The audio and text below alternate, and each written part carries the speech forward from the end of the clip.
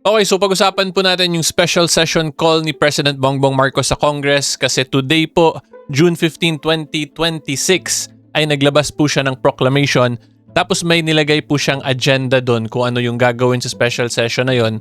Pero wala pong nakalagay doon sa agenda niya na dapat magkaroon ng election of officers yung Senate. So one of the big questions po natin for tonight's video is whether or not pwede po ba magpalit ng Senate officer sa special session despite it not being expressly included po dun sa agenda na binigay ni PBBM sa proclamation niya. And aside from that po, explain ko rin sa inyo kung ano ba talaga yung special session, ano po yung difference yan sa regular session, and then kung whether or not ito na ba talaga yung magiging solution sa Senate leadership issue. Okay, so good day po to all of you, my fellow taong bayan, mga kasimor, at yan po ang video natin for today. Okay, so facts po muna tayo of the case. Again, this is just about the special session call ni PBBM sa Congress. So, pakita ko lang po sa inyo yung actual proclamation niya. Ito po, you can read this in my Facebook page. This is an official copy po na nakuha ko naman from the official pages of the PBBM admin. So, kung makita po ninyo dito, ang nakalagay is Proclamation number 1318 calling the Congress of the Philippines to a special session.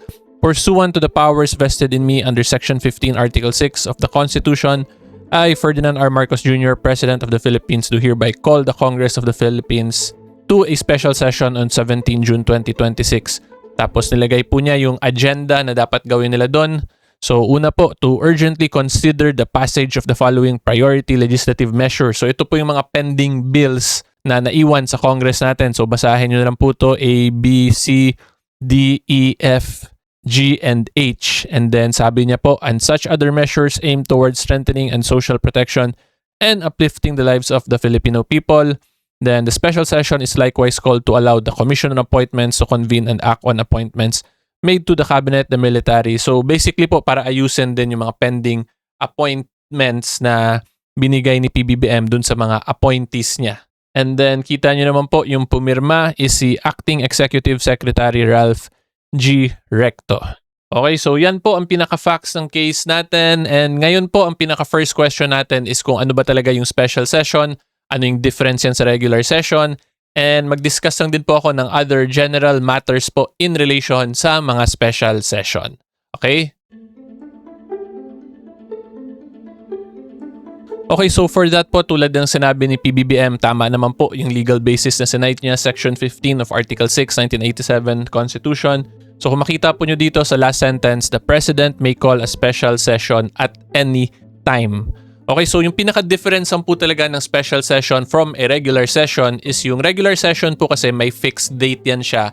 May fixed starting date at fixed ending date na nakalagay po sa Constitution to be specific. So ito po yan. The Congress shall convene once every year on the fourth Monday of July for its regular session unless a different date is fixed by law and shall continue to be in session for such number of days as it may determine until 30 days before the opening of its next regular session. So essentially po, yung regular session, nagsa-start po kasi talaga yan dun sa day of the SONA ng President itself. Kaya kung napapansin po ninyo, bago po mag-start yung SONA ng President natin sa hapon, ay sa morning, nagkakaroon muna yan ng election of officers yung both houses natin, yung House of Representatives and the Senate of the Philippines. Tapos sa hapon yan, nagko-convene ulit sila, joint session, tas biglang dadating na po niyan yung President. More or less around usually around 3 or 4 o'clock in the afternoon. Pero on the very same day nga po, nung SONA, sa umaga niyan and sa early afternoon, dun nagsa-start ngayon yung first session day niya. Yan po yung the Congress shall convene once every year on the fourth Monday of July for its regular session. Tapos yun nga po, di ba yung SONA, alam naman natin, fourth regular Monday din yun. Sinasabay yun dito talaga, yung pag-convene ng Congress at yung SONA ng Presidente. Tapos kung makita po ninyo, nag-end kasi yung isang regular session at least 30 days before the opening of its next regular session. So dito po ang minimum requirement lang, dapat matapos na yung regular session ng Congress at least 30 days bago dun sa SONA. So dito po makita natin nag-adjourn sine die yung Senate or yung Congress nung day na nagkaroon ng controversial election po sa plenary, yung na-elect si Senator Win Gatchalian as the Senate Pro Tempore, then eventually designated as the acting Senate President, although with only 12 votes. So alam niyo naman po kung ano yung explanation ko regarding that. So anyway, yan po yung main difference talaga niyan. Yung regular session, meron pong fixed period yan provided by the Constitution. and can be adjusted by our regular laws pero hindi po ginagawa yun in practice. Generally, sinusunod lang po talaga itong constitutional provision na to. And then yung special session naman po, walang fixed time yan na nakalagay. Basta ang pwede lang po niyan mangyari ay yung presidente ang magtatawag po ng special session at any time. Okay? So although if you read po other provisions sa Constitution, may mga specific provisions na dapat mag-special session yung Congress kahit hindi ipatawag ni President.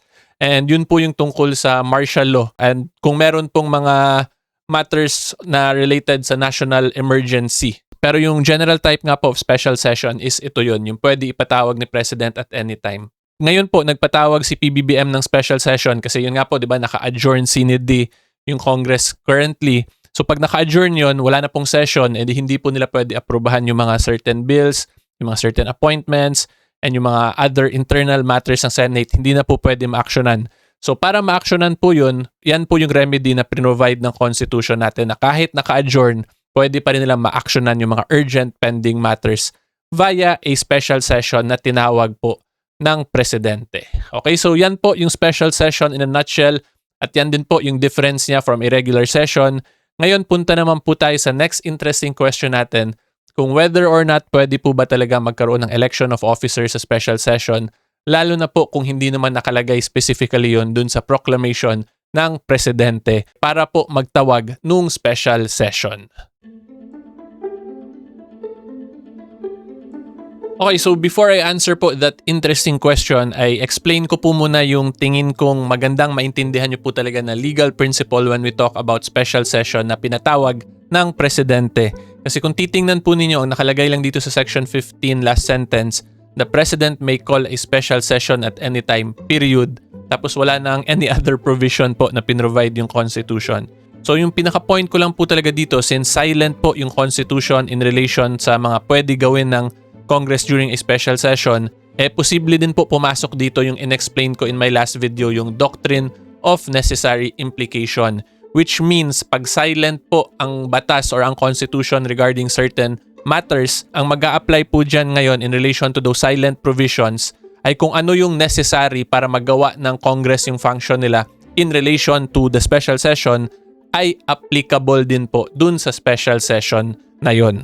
So in simple terms po, since dito ang nakalagay special session at any time period tapos silent na yung Constitution as to specific matters, edi yun nga po, following the doctrine of necessary implication, yung mga certain matters po para maka-function yung Congress like yung organizational function po nila, yung pag-elect nila ng Senate officers, ay pwede rin po yun nila gawin kasi it is a necessary function po ng Congress na dapat established at maayos din po talaga yung Senate organization or yung Senate leadership nila. Diba? So again, since wala pong specific prohibition nakalagay, edi if we follow lang necessary implication, kasama din po yung mga general functions ng Senate including yung pag-elect nila ng officers. Since yung mga general functions ng Congress ay pwede nila gawin sa special session, it means yung mga general limitations din po for Congress to act and function ay applicable din following the same doctrine of necessary implication. So ang ibig sabihin ko po dito, yung quorum requirement, yung mga voting requirements regarding certain actions ay nag-a-apply din po kahit special session yung mangyayari ngayon this Wednesday. So yung point ko lang po dito, hindi porket allowed nga yung election following the doctrine of necessary implication ay hindi na dapat nila sundin yung quorum and majority vote requirement. Diba? Again, since these are also general functions of Congress or general requirements for Congress, yung quorum requirement and yung voting requirement regarding certain matters, yun din po ay kailangan sundin during the special session. Hindi po pwede na yung election lang sundin tapos bigla yung quorum mag-iba naman yung formula. So yan lang din po yung dapat maintindihan nyo dito. Yung mga pwede gawin sa regular session since hindi naman po expressly prohibited by the Constitution or by law. Tapos since silent nga po yung Constitution natin regarding general functions of Congress and the following po the doctrine of necessary implication, ay pwede yun lahat gawin din during that special session. Kasi kung hindi yun pwede gawin, edi hindi sila makaka-function ng maayos sa special session na yun, 'di ba? Parang magiging lame duck session siya kung iba pala yung procedure sa special from regular tapos silent yung batas. Okay, and then aside po from the election, of course, kailangan din nila actionan yung mga nilagay ng presidente dun sa proclamation niya, yung mga specific bills na yun, pati yung Committee on Appointments na appointees ni PBBM. So, kaya ko lang nasabi na dapat din nila actionan yun Kasi nirequest po yun specifically ni President Bongbong Marcos dun sa proclamation niya. So legally speaking, hindi naman siya strictly binding sa Congress kasi of course, diba, separation of powers. Therefore, basta nagpatawag na ng special session, bahala na po yung Congress yan kung ano talaga yung gagawin nilang trabaho once mag-start na yung special session. Legally, ganun po yun. Pero of course, politically and morally, parang pangit naman po tingnan kung pumunta lang sila dun sa special session tapos biglang yung naging focus lang ay election of officers tapos nakalimutan na yung actual trabaho na pinapatrabaho ng presidente. Diba? So yan lang din po yung magandang maintindihan at ma-take note nyo rin po regarding dyan sa functions or sa mga pwede gawin po ng Congress or ng Senate natin sa special session. Okay, so ngayon po punta naman tayo sa next question natin, which is kung magkaroon po talaga ng election sa special session na to, ano po ba yung legal implications nun? Ibig sabihin ba nun si Senator Gatchalian ba talaga yung validly elected acting Senate President? Or kung si Senate President Cayetano ba yung valid na Senate President pa rin despite the election dun kay ASP Gatchalian? So in simple terms, kung whether or not yung election ba ng officers kung magkaroon po talaga dito sa special session ay maku-cure or madedetermine kung sino talaga yung tunay na Senate leader this whole time. So break lang po muna tayo mga kataong bayan Seymour kasi gusto ko lang po pasalamatan kayong lahat. We have recently crossed po 450,000 subscribers sa YouTube. Currently 456 na po. Maraming salamat po sa suporta. Sa mga hindi pa po nag-subscribe, hopefully you can consider subscribing kasi libre po yung YouTube subscription ko. And then kung gusto nyo naman po ng behind the scenes /Maritesan, sa Facebook naman po kayo mag-follow. Okay, so yan lang po. Again, maraming salamat po sa suporta. Ngayon po, tuloy tayo sa discussion. Okay, so ang maganda pong maintindihan talaga natin dyan ay kung nagkaroon nga po ng election sa special session tapos there are at least 13 senators present to constitute a quorum tapos nag-voting din sila with 13 senators choosing na si Senator ganito yung Senate President nila. So in that situation po, nagkaroon sila ng valid election. So yung senator na yon na binoto ng may 13 sa quorum and with 13 members of the Senate ay yung valid and legitimate talaga na Senate President na nila. Okay, so in other words po, ang issue ngayon currently ni Senator Gatchalian and Senator Cayetano, assuming nga po magkaroon talaga ng election with those number requirements that I previously mentioned, ay matatawag na natin or papasok na po yung legal principle na moot and academic. Kasi hindi na kailangan i-address directly yung Senate leadership issue kasi nagkaroon na sila ng bagong Senate President. Magiging irrelevant na yun to the Supreme Court kung let's say later on may magkaso pa ba. Magiging irrelevant na siya kasi yung main issue lang naman is kung sino ba yung legit na Senate President. So kung may legit na ngayon, di itong dalawa ay wala nang right mag-question sa korte kasi na-establish na clearly sino yung legit na Senate President. So yan yung mga nakikita ko lang na situation. So in simple terms, basta magkaroon sila ng legit na election, meaning may 13 quorum, 13 senators yung nag-vote, so wala na pong questionable areas talaga, ay mawawala na dapat po yung issue or away between Senator Gatchalian and Senator Cayetano.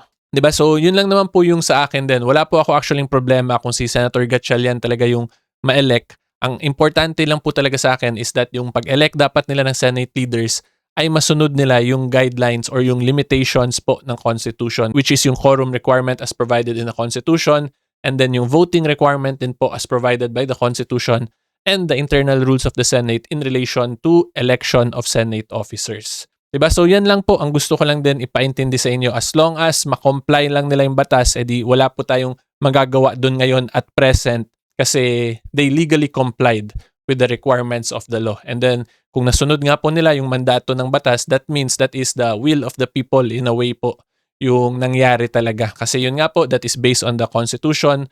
Tapos if they follow the Constitution, then that is them following the will of the people, the sovereign will po of the people. Pero take note po, ang sinabi ko, wala lang tayong magagawa na currently kasi nasunod na po yung batas eh. Pero come the 2028 elections or the succeeding elections, dun tayo pwede bumawi, tayong mga ordinary members of the taong bayan. Kasi kung let's say, sila nga, they validly elected themselves, pero yung actions naman nila as the Senate leadership ay mukhang hindi naman talaga beneficial for the welfare of the ordinary members of the taong bayan, kundi para lang sa personal politics nila or sa party lines nila, edi babawi tayo, di ba? Come 2028 and 2031 election. So yan lang naman po ang dapat talagang maintindihan natin. Dapat sundin po natin yung rule of law talaga tayong lahat. Ang ayaw ko lang po kasi talaga ay kung mag-e-elect sila tapos questionable yung pag-elect tapos ipapamukha nila sa taong bayan na valid yun siya despite it undergoing a questionable procedure just because of the presumption of regularity na legal principle. Kasi at the end of the day, kahit po presumed regular yun, by the very principle itself, presumption lang po Hindi naman sinabing regular talaga, period. Presumed regular lang pero it can be overturned. But because of how the judicial system works, tapos kung how fast magbago yung mga actions sa executive and legislative, yung reality po kasi talaga ay minsan hindi na nakakahabol yung judiciary from the actions ng Senate at ng Congress. Diba? So yan lang po. Again, pangit kasi nga yun yung magre-rely lang tayo palagi on presumption of regularity tapos later on yun nga i-declare pala ng Supreme Court as unconstitutional or as void. Pero yun nga po, like what I explained earlier, yung dilemma lang dito ni Senator Cayetano is that kung magkaroon ng election tapos nasunod na yung quorum requirement, majority vote requirement, ay tingin ko mahirapan si Senator Cayetano questionin yung past issue niya with Senator Gatchalian following yung legal principle nga na moot and academic. Tapos lalo na po kung this is a internal issue ng House, baka biglang sabihin ng Supreme Court political question to siya. Although kung ako po tatanungin, may room naman to argue na there was grave abuse due to the quorum and the voting number that they used to elect Senator Gatchalian as the Senate pro tempore, eventually designating him as the acting Senate President. Okay, so yan lang po ang masasabi ko as to this issue. Ang next na lang pong gagawin talaga natin ay aabangan natin kung ano yung mangyayari sa Wednesday. So ang hope and prayer lang po talaga dapat nating lahat ay hindi masobrahan sa politika yung Congress natin dito sa special session. Kasi yun nga, baka ang gawin lang nila mag-election, hindi na ma-actionan yung mga dapat nila actionan na priority bills na binanggit po ni PBBM. And of course, since lalo na po currently nagkaroon po ng massive earthquake sa Mindanao, dapat talaga mahanapan na yun ng solusyon yung mga damages na nangyari po dun sa mga kababayan po natin or sa fellow taong bayan po natin sa Mindanao. Okay, so yan lang po. Hopefully, klaro po yun. If you like more legal videos and current events, subscribe lang po kayo sa channel ko. And until next time, see you all po. Bye-bye!